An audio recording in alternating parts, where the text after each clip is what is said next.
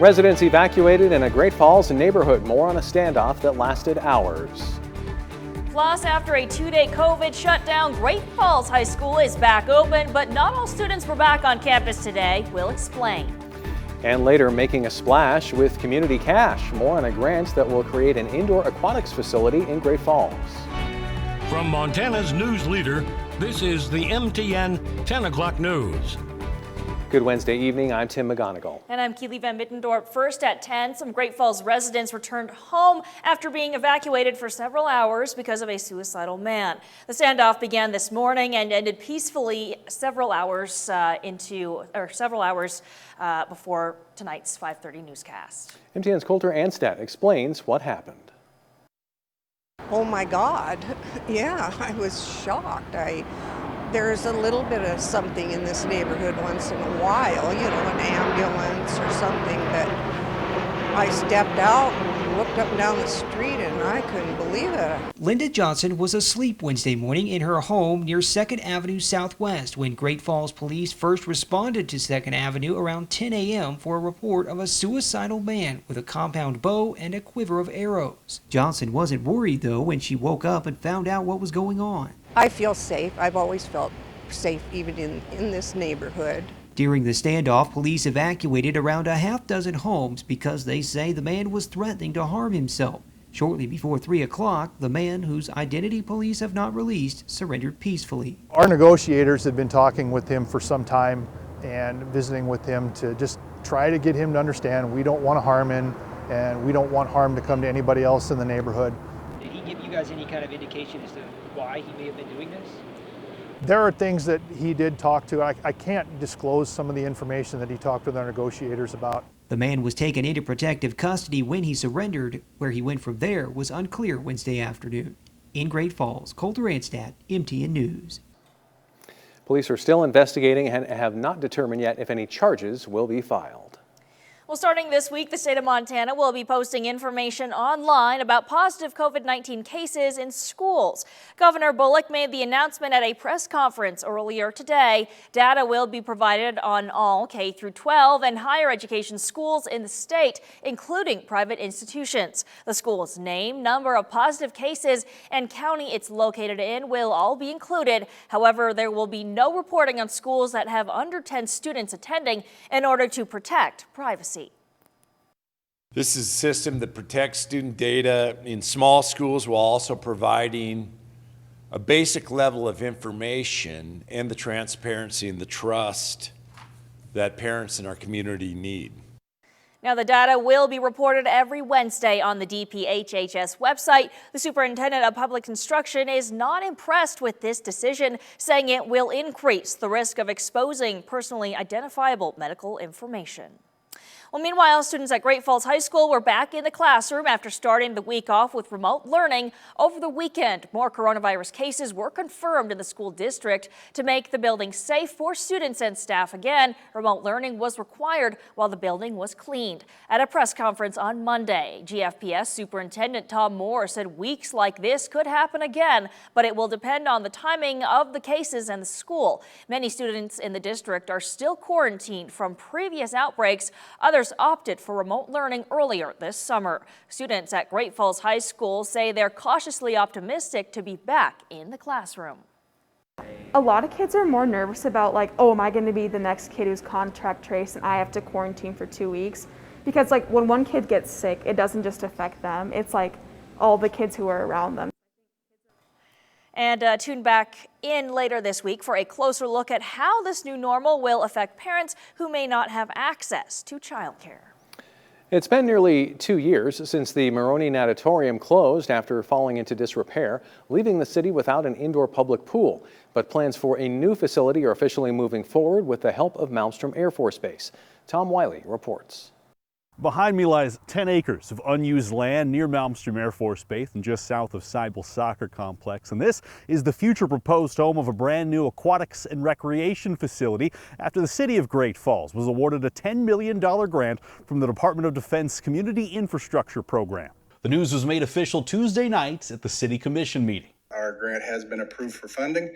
They are working on the grant agreement, and we'll forward that to city manager within the next day or two for his signature if you authorize that tonight, and we'll move forward with our project. Well done.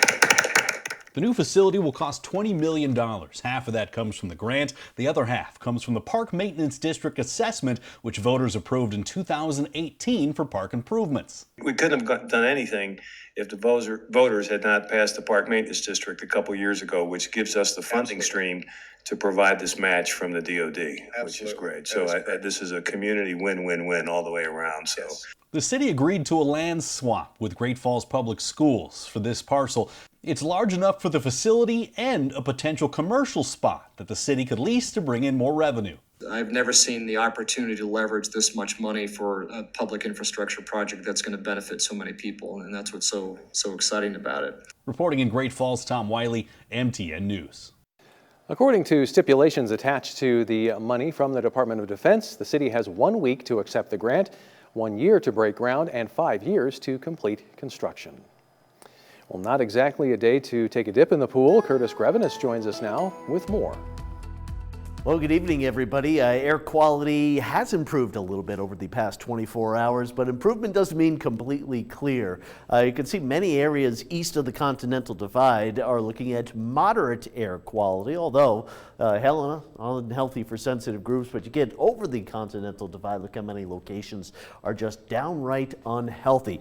Not a lot of activity with the Montana wildfires, at least in state. I'll elaborate and we'll take a look at some of the fires coming up in the full forecast, but a lot of this smoke coming from fires in Idaho, Oregon, and California, and that smoke is now crossing the United States, crossing the pond, and some people in Western England have reported seeing some smoky skies. Yeah, it still stinks out there. The air quality not going to improve very much over the next couple of days, but a wetter west will help. We've got a storm that will bring some rain to not only Montana, but our neighboring states as well. And for this weekend, looks a little sunnier Sunday. More than a full forecast coming up.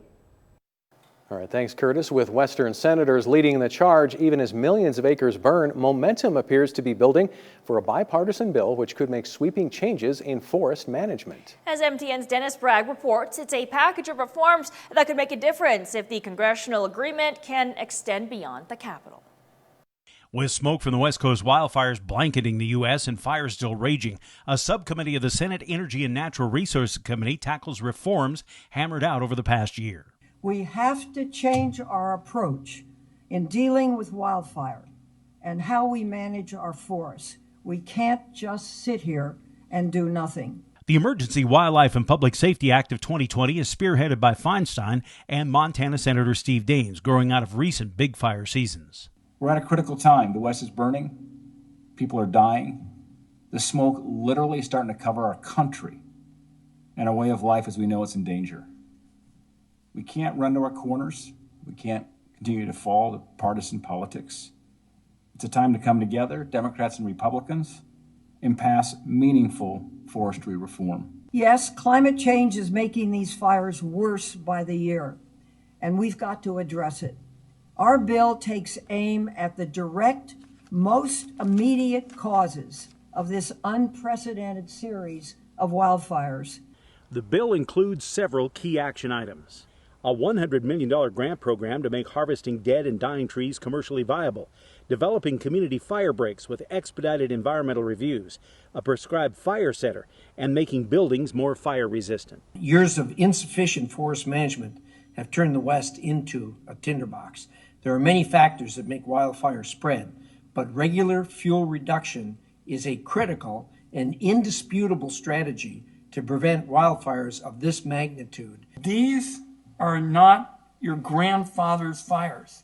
They are bigger, they're hotter, they're more dangerous, they're more powerful. A point everyone agrees on, but time will tell whether the proposed action plan can be enacted and supported outside of fire season. Dennis Bragg, MTN News. Well, tonight we're sharing the story of a remarkable 19-year-old Montana woman, a helicopter pilot, who this year joined the fight to help extinguish the wildfires that have burned nearly 3 million acres in California. CBS's Nora O'Donnell reports. Ashley Blaine is just a teenager, but she flies one of the largest helicopters, the nearly 50,000-pound CH-47 Chinook. You could say it's the family trade. My dad's been flying fires for close to 30 years now. As soon as I got into flying, I knew that was going to be one of my end goals, was to get into firefighting. Flying as her dad's co-pilot, Ashley makes sure the water they're carrying hits its target. You have to be able to lean out the window, basically, and look at a water bucket underneath you and guide it where you want to go. What is one of the biggest challenges flying a Chinook while trying to fight a fire? Sometimes we can be flying in very adverse conditions, thick smoke or just lots of other aircraft working around us that we have to be cognizant of. But for a young woman who's been flying since she was 13, it's a dream summer job. I love what I do, especially getting to fly with my dad. That's one of the best parts. Other than flying, what's the most important lesson you've learned from your father? Oh, how to be a good person. He's a very compassionate and empathetic person, and he does his best to help out our local community and his friends. And that's something I really admire about him, is his willingness to help other people. And I think that's hopefully a trait that I can pick up from him and learn from him. Nora O'Donnell, CBS News. And when Ashley heads out on a mission, all she needs is a bottle of water and a Snickers. Well, coming up next on the 10 o'clock news, assistance for producers looking to rebuild after wildfires. We'll have the details. Our Montana Ag Network report next.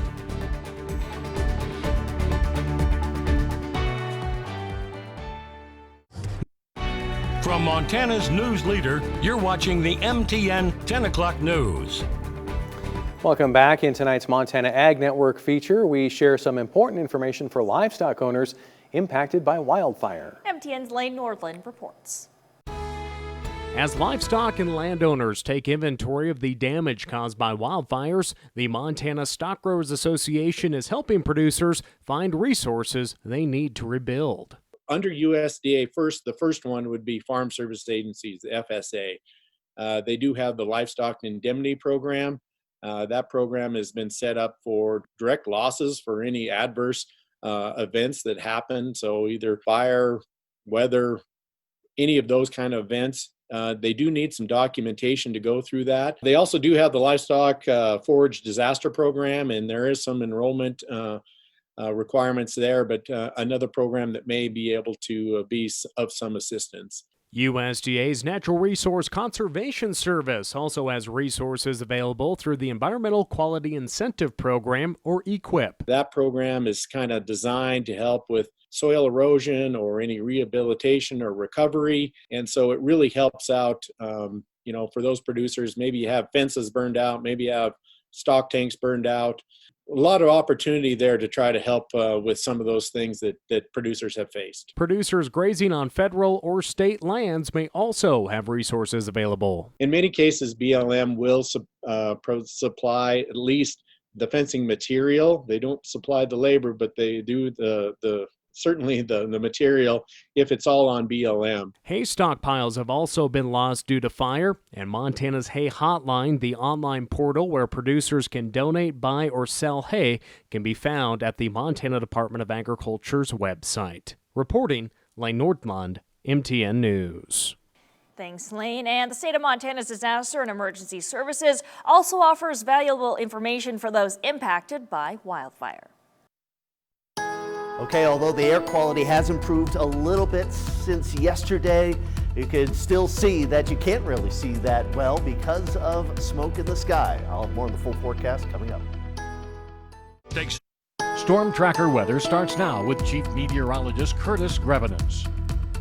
All right, welcome back, everybody. Good Wednesday evening to you all. A live look at the Capitol, literally the building right there. But with the lights, you can see some of that smoke. It still is pretty nasty out there, unhealthy for sensitive groups, which to me means pretty much unhealthy for anybody to be really overly exerting yourself outside. 61 degrees, and Great Falls looking at a current temperature of 57. It's nice that there's not much in the way of wind. We had this boundary slip through the state last evening and through the overnight hours, and that's separating some of that cleaner air from some of the nastier air, also a little bit warmer out ahead of that boundary. That boundary kind of bumped up against the continental divide and stopped. That's why west of the divide, mainly west of the divide, we're looking at an air quality warning through tonight into tomorrow morning. And not for so much of our area, but southwest Montana under a fire weather watch. It's a precursor to a red flag warning. Some wind, low humidity, and warmer temperatures will be moving in on Friday afternoon and evening. That could affect that State Creek fire up there by Whitetail Reservoir. Not much on the radar for now. Looking at a few of the fires, like I said we would, 77% contained. Bridger Foothills fire, no activity there. Minimal activity on the State Creek fire, but again, that could change coming up here on Friday. The Drumming fire, this one southwest of Hart Butte, not a lot of activity on that one either. A lot of the smoke from Montana, or in Montana, is coming from wildfires out of the state. The Cinnabar fire, this one east of the Stevensville area, that's been around for a while, but again, not much activity. Same goes for the Bear Creek fire, over 12,000 acres burned at the south end of the Beaverheads, but we're at 85% contained, little to no activity. A lot of our smoke, though, that we see coming from some pretty big fires, 6,000 acres, 13,000 acres, 17,500 acres, and 80,000 acres into parts of Idaho. And of course, we've got those fires on the west coast. On the east coast, we've got problems with rain and what was Hurricane Sally moving through Georgia right now. The smoke, it will continue here. However, note this little swirl out there in the Pacific. That's the low pressure that will come in and give us some rain and some cleaner air through the course of the weekend. The storm will grab some of this smoke and pull it out. However, as long as we have those fires, the origin of the smoke, as long as they're still burning, we're going to have smoke coming back into the state here as we go through next week. So precipitation-wise, yeah, not much going on here, but watch what happens late Thursday night on the left-hand side of your screen into Friday. Maybe some rain moving into Montana by Saturday and Sunday, but some rain over those wildfires in Oregon and Washington and Idaho and even some of Montana's active fires will certainly be a good thing. And then we're pretty dry Monday, Tuesday, Wednesday of next week. Here's the forecast for tonight. Not as cool as last night, generally in the 40s here through the overnight. And again, the air quality a little worse on the other side of the divide. For tomorrow, don't be fooled by those happy looking suns right there. It's going to be another mostly smoky day. Temperatures in the 70s to around 80. Friday, a little warmer here, maybe a few storms late in the evening in the western part of the state. Saturday, low pressure moving across the state. Scattered showers and thunderstorms, cooler weather, and this rain will help to clean out the atmosphere somewhat. Sunday, watch out maybe northeast of Great Falls, Havre out through Glasgow for some rain into early afternoon, and then the sun comes out. Here's the 7-day forecast. So real smoky skies around Helen the next few days. Some rain showers Saturday and Sunday. Hey, it's the first day of fall coming up next Tuesday. And for Great Falls, some smoky skies the next few days. Hopefully this weekend storm cleans out some of the smoke. Thanks, Curtis. Still to come on the 10 o'clock news. Play ball. Great Falls League is hosting tryouts. What you need to know before heading to the Diamond next.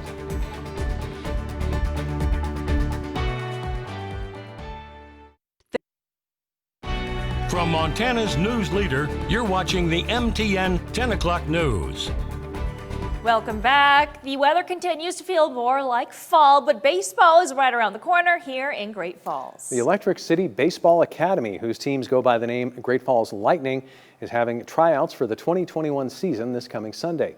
Tryouts are for kids age 8 through 13. They start at 1 p.m. at the Great Falls Americans Little League Complex. The group's goal is to prep players for the Legion level. Lightning teams play 40 to 60 games a summer, and the group works closely with the AA Chargers program. The last time a Great Falls Legion team won a state championship was in 1977. ECBA President Sean Sturgis said despite the coronavirus challenges last summer, it was a successful year with 150 kids on Lightning teams. We'd love to see any and all kids who are interested in playing additional baseball come out to the tryouts. They're going to be on Sunday, starting at 1 o'clock. We just want to see more kids playing baseball, having the opportunity to get additional games in and really grow the sport so that we're back to the point of having that AA crown here in Great Falls. Sturgis said that tryouts for ages 14 through 16 will be later this fall, but there's no confirmed date. For more details on times, you can head to montanasports.com. Well, last night, the Great Falls High boys soccer beat crosstown rival CMR for the first time since 2012, and that was a big deal for the Bison seniors, especially for one in particular. MTN's Isaiah Dunk explains. It wasn't a typical Tuesday for Great Falls High senior Gavin Groeschel. COVID-19 had the school shut down for 2 days, but he still had a soccer game to play, the first crosstown match of the year against CM Russell. Plus, it was senior night. So when he got the opportunity to give the Bison a lead with a penalty kick, he didn't take it lightly. So I get a whole bunch of crap on the team. I missed one as my very first freshman game. I took a PK and missed it over the bar way back then. And I haven't taken one since, so it just felt, I was told a bunch of things like, oh, I missed this again, they're gonna give me so much more crap. But I just focused in and knew where I was gonna put it right from the start, and then it just felt great to see it finally go in. The Bison won 3-1.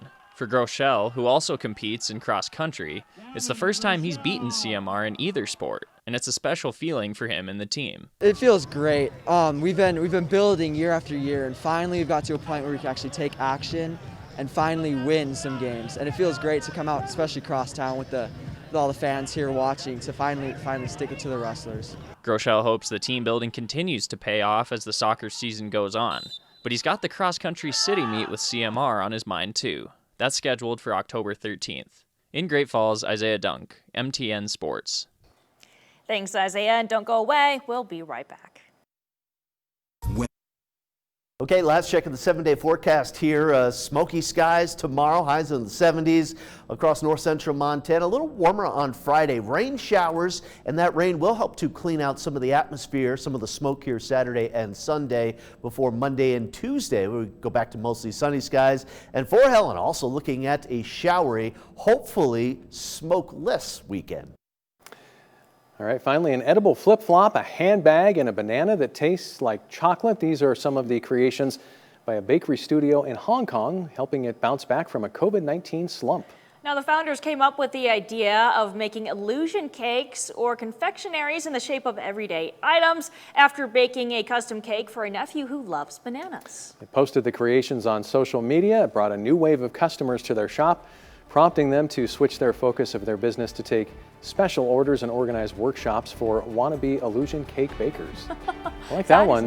Two of my favorite things, chicken and cake. Yeah, I saw maybe some vegetables there, Yeah. or I don't know, I think that's a good idea too. You might not be eating healthy, but at least you can feel like it. Right, you got your greens in. That's all the time we have tonight at 10. Good night.